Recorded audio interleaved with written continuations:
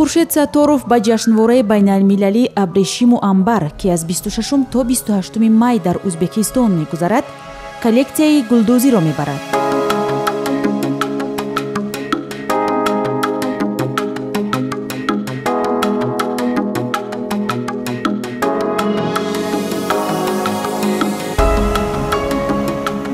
Ду моҳ масалан бо даст ҳама инро мекашем ва бо даст гулдузӣ мешавад.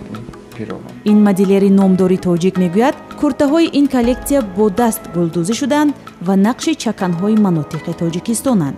ҳамаи либосҳое ки масалан ман меофарам, онҳо ҳамашон иффати тоҷикона доранд ва бо як тарзи хос духта шудаанд, ки на ягон ҷояшон бараҳна аст ва на як остини кӯтоҳ доранд.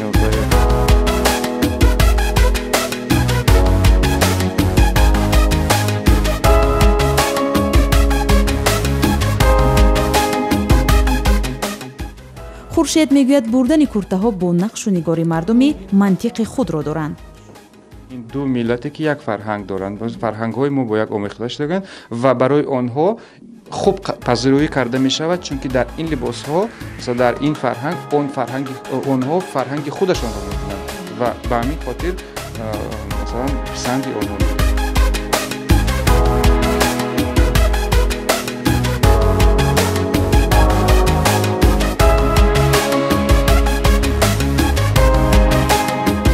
ҷашнвораи Абрешиму Амбар ин навбат дар ду шаҳри таърихӣ Самарқанд ва Бухоро баргузор мешавад.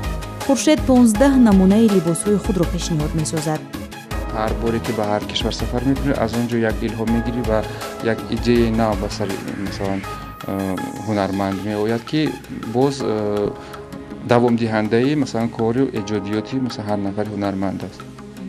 дар доираи ин ҷашнвораи байналмилалии Абрешиму Амбар кори ҳунармандону косибон низ ба намоиш гузошта мешавад ва гурӯҳҳои мардумӣ таронасароӣ хоҳанд кард.